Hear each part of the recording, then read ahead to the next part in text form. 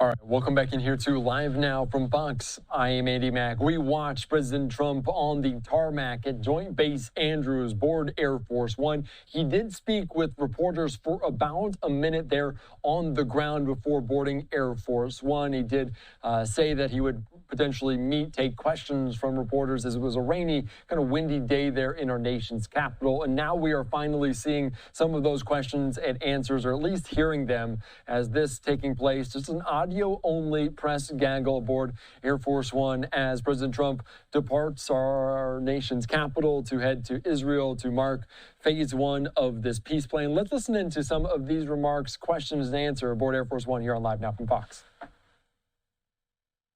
Peace in the Middle East or ending a government shutdown? Well, I think the hardest is this. This has been going on for 3,000 years. The shutdown's only been for 10 days. So I think the shutdown, it's gotten to be almost customary, but we're taking care of it. We've got the military paid in full, and we're doing a lot of things. We're ending some programs that we don't want. They happen to be Democrat-sponsored programs, but we're ending some programs that we never wanted, and we're probably not going to allow them to come back. I think they made a mistake. I think they made a big mistake. This is really a Schumer shutdown because he's become sort of irrelevant, and he wants to make himself relevant again. And in terms of the politics of this historic peace deal that we're on the way to go sign right now, you would think it's good for everybody, but at a rally this weekend, they were cheering for you and they were booing Netanyahu. What's up with that? I don't know, but we're going to make everybody happy.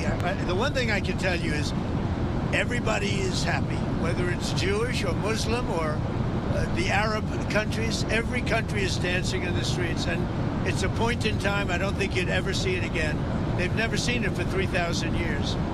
If you like one group, you don't like the other group. And if you like the other group, you don't like the first group. And this is the first time they've ever seen where everybody is unified, because as you know, we're going to Egypt after Israel, and we're going to meet all of the leaders of the very powerful and big countries and very rich countries and others, and they're all into this deal. Everybody's into it. It's never happened before. So I would say this is a lot tougher, but we'll see how it all works out. Mr. President, Benjamin Netanyahu, the Prime Minister, has not gone so far as to say the war is over. In your view, is the war between Israel and Hamas over? War is over. The war is over, okay? Do you understand that? Mr. President, is the ceasefire going to hold? Are you confident the ceasefire will hold? Say it. Are you confident that the ceasefire is going to hold? I think so. I think it's going to hold. I think people are... a lot of reasons why it's going to hold.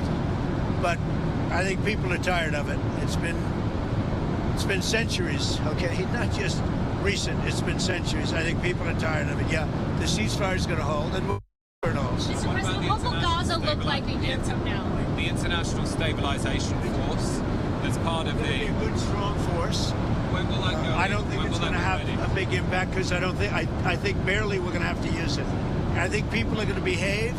Everybody knows their place. It's going to be great for everybody. It's going to be great for the surrounding countries, Arab, Muslim, all of them. It's going to be great for Israel. Everybody is happy, and I think it's going to stay that way. Peter? And if the ceasefire does hold, how long until we get to the part of the 20-point peace plan where developers can go in and make Gaza the Riviera of the Middle East? Well, I don't know about the Riviera for a while, because you take a look at what you have. You have to get people taken care of first. But it's going to start really essentially immediately. I mean, they're going to have to start by removing a lot of the structures that you see that are down to the ground. I mean, it's blasted. This is like a demolition site. Almost the entire site is.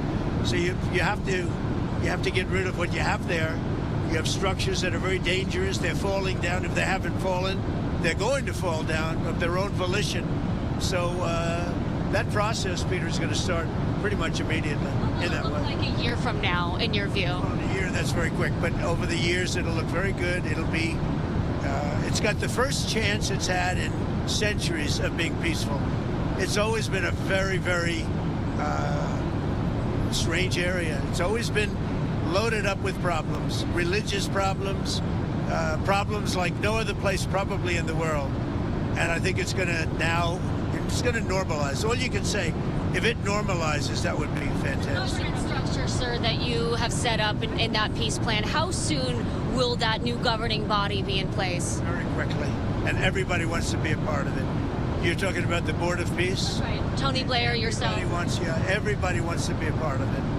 I've had calls from all of the leaders of countries. They all want to be a part. I mean, the leaders themselves, they're not going to send somebody. They want to be a part of it. Do you know who's going to be a part of it yet? I do. Can you share? No, not yet. Have you spoken to Tony Blair about it since the... I'm going to take your ear things out. Have you spoken to Tony Blair about it? I have.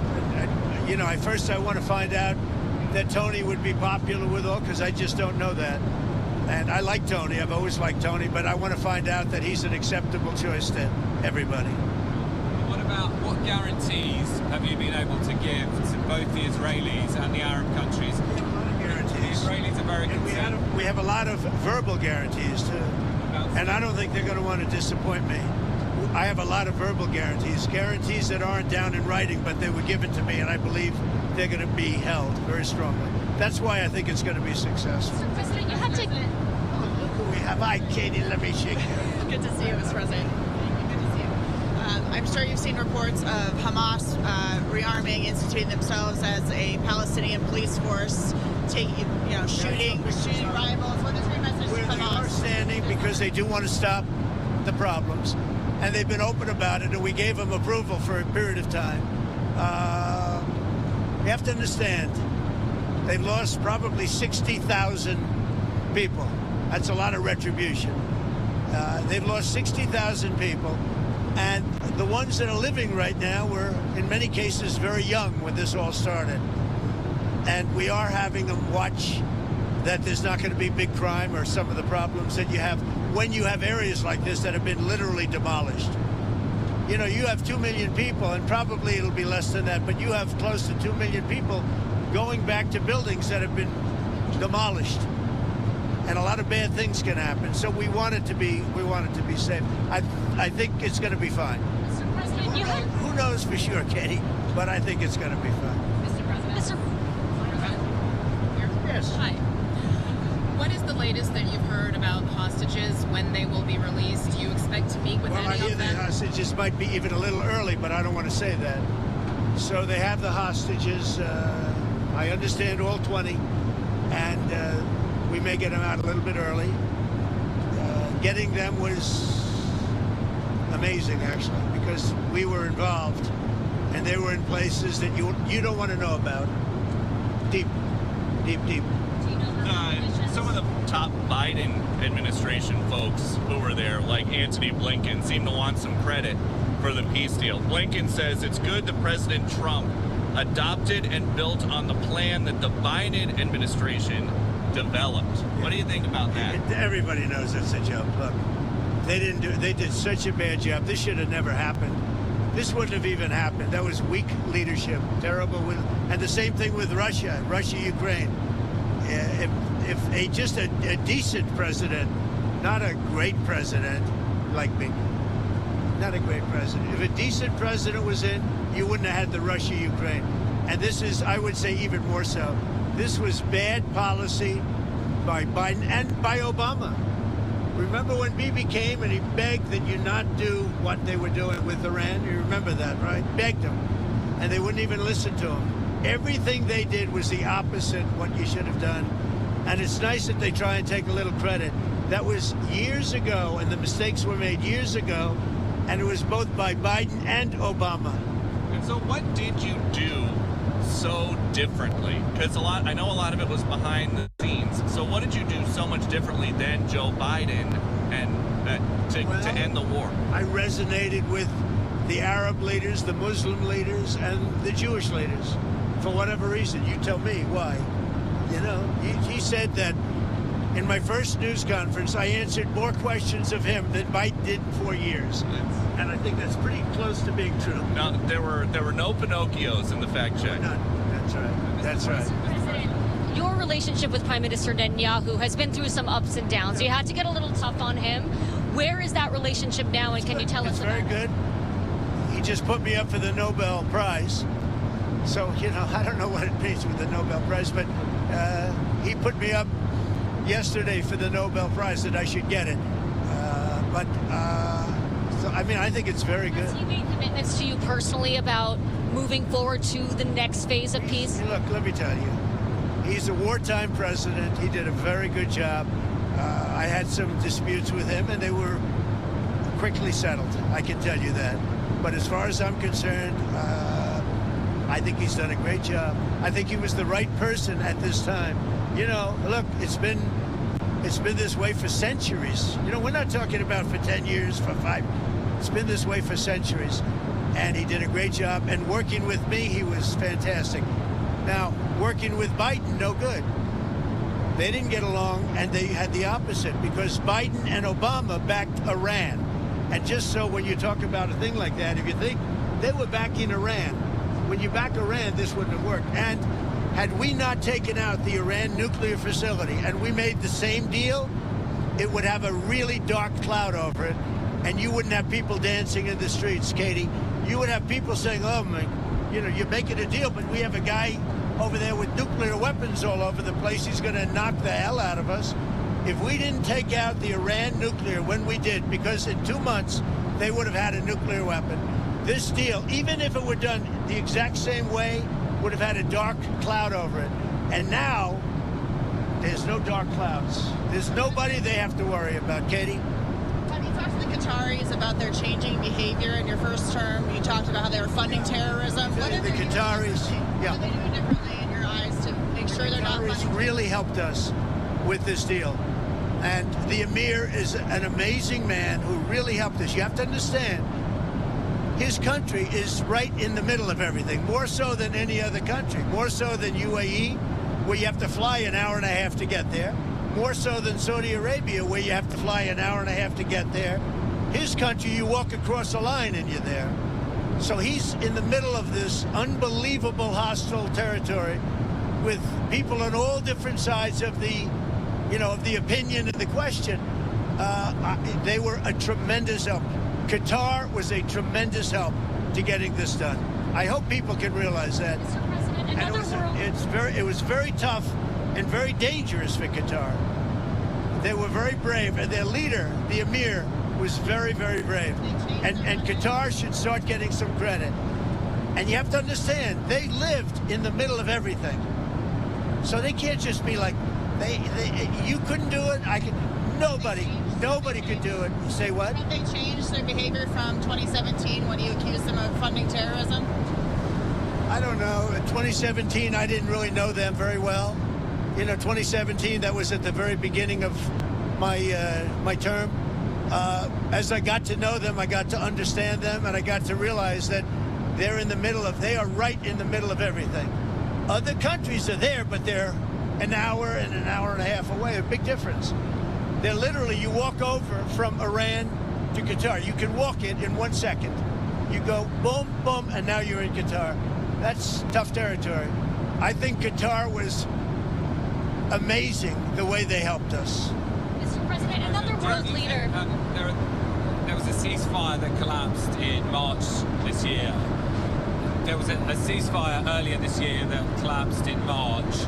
Do you think this could have been done then? This took a lot of pressure on both sides. But do you have any regrets? I see it, and I see it with Russia too.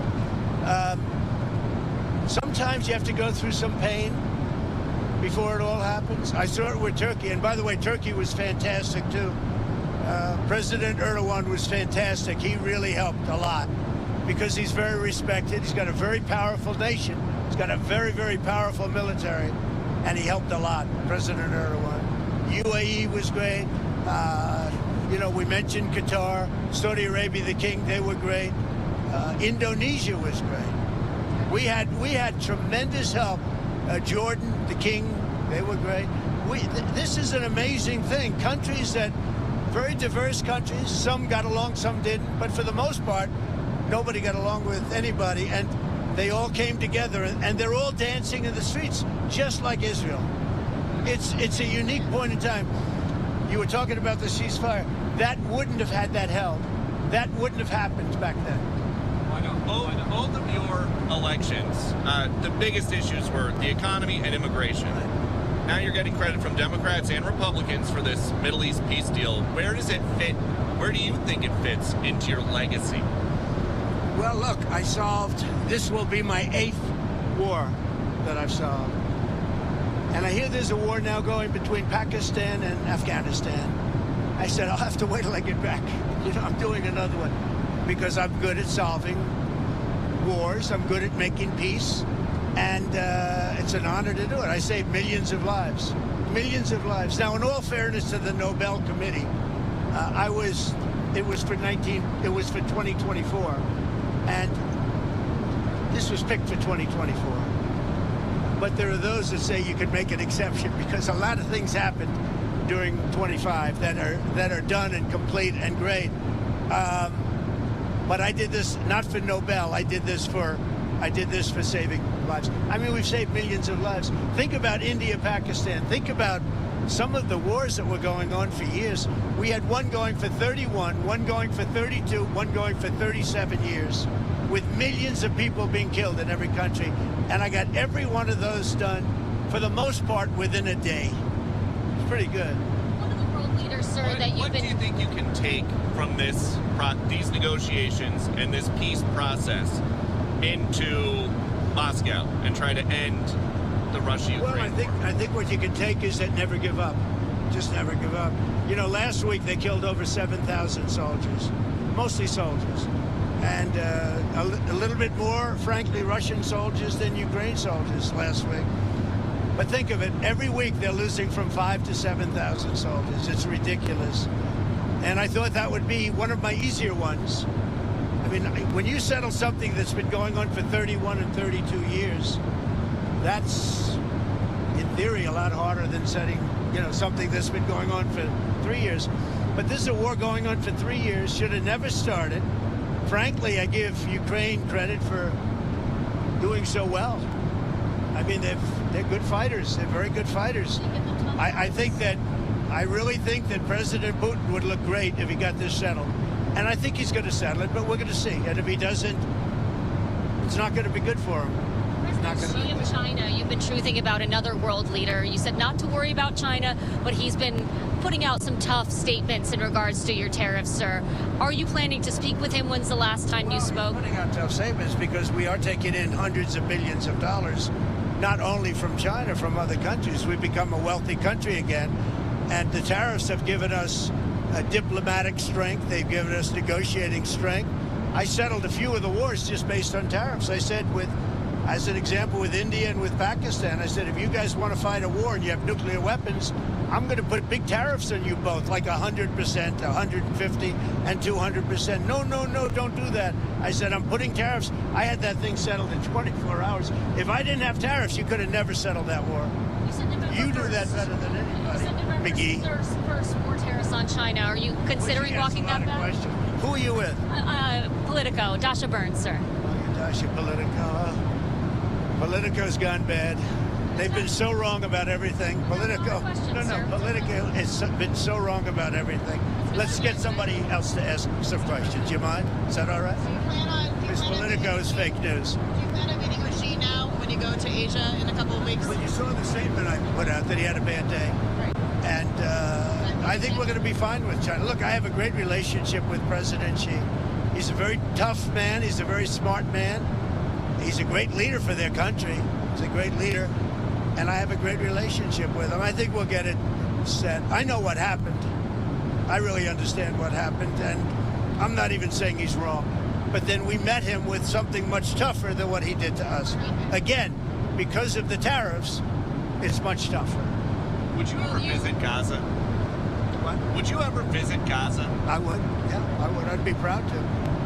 I see it. I mean, I know it so well without visiting, but I do see it. Yeah, I would, actually. I'd like to do it. I'd like to put my feet on it, at least. But I think it's going to be a great miracle over the coming decades. And, if you go too fast, that's not going to be good. You have to go at the right speed. You can't go too fast. Mr. President, who are you with? I'm BBC, Tom Bateman, BBC, with the radio call. Nice accent. Thank you. When Steve Witkoff was in Hostages Square last night, he mentioned Prime Minister Netanyahu and the crowd booed. I wondered if you saw that and what you made of that. I also saw the crowd cheer when he mentioned Trump, like really cheer, and it's an honor. No, as I said, I think Bibi did a great job. I had some words with him a couple of times where I didn't agree, and he was always, he was the right guy at the right time. But are you confident, because many Palestinians will be concerned that after the hostages are handed over, that Israel might restart the war for some reason? I'm not worried about anything. I think we have a great deal, and it's a great deal for everybody. You know, a great deal was a deal where everybody's happy. And every country, they're dancing in the streets. That's a great deal. It's a unique period in time. So, President, November 1st, 100% tariffs on China is what you said. Is that still the plan? Yeah, right now it is. Yeah, let's see what happens. You know, for me, you know what November 1st is? An eternity. November 1st is an eternity for me. So there's for somebody else, it's right around the corner. For me, when I hear November 1st, it's an eternity. Go ahead. You had talked a couple weeks ago, you were doing an interview, and you talked about how you hope to end the war in Ukraine because it might help you get into heaven. How does this help? Does this help? I mean, you know, I'm being a little cute. I don't think there's anything going to get me in heaven, okay? I really don't. I think I'm not maybe heaven bound. I may be in heaven right now as we fly in Air Force One. I'm not sure I'm going to be able to make heaven. But I've made life a lot better for a lot of people. And, you know, as an example, had the election of 2020 not been rigged, you would have millions of people living just in Russia, Ukraine alone. That would have never happened. And it didn't happen for 4 years.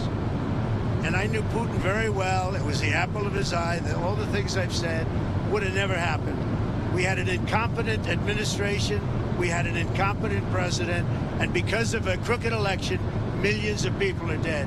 And by the way, the Israeli thing was much harder to get settled because of the past administration. Okay? Rest, enjoy yourselves, say hello to your boss, and I'll see you guys, right? Good. Sir, before you go, can you tell us about your conversations with President Zelensky? Did you talk about We had a very good conversation this morning and yesterday. And he basically would like to, as you know, we are not sending any weapons. We're sending them to NATO, and NATO is paying, which is a big difference between Biden and Trump. Because Biden gave him $350 billion, and we didn't. We gave them nothing, but we gave them respect and some other things, frankly. So we talked about weapons, and the weapons are sent to NATO, and NATO then sends us a check. They pay for them in full, and they would need more weapons, and we're looking into doing that. We hope we're going to be able to provide them. You know, our country needs weapons, too. We can't give so many weapons that we don't have weapons. You never know what's going to happen. Who knows what's going to happen? But NATO pays us 100% for the weapons, and then they send them into Ukraine. And we talked about the weapons they need, what kind of weapons. They need Patriots very badly. They'd like to have Tomahawks. That's a step up. They'd like to have Tomahawks. We talked about that. And so we'll see. Well, I don't know. I might have to speak to Russia, to be honest with you, about Tomahawks. Do they want to have Tomahawks going in their direction? I don't think so. I think I might speak to Russia about that, in all fairness. I told that to President Zelensky, because Tomahawks are a new step of aggression. Right? You understand that very well. Are you saying that you will speak to Putin first about Tomahawks? I might talk to him. I might say, look, if this war's not going to get settled, I'm going to send them Tomahawks. I may say that. The Tomahawk is an incredible weapon, very offensive weapon. And honestly, Russia does not need that. They don't need that. Yeah, I might tell them that if the war is not settled, that we may very well do it. We may not, but we may do it. I think it's appropriate to bring up. Yeah, I want to see the war settled. Thank you very much.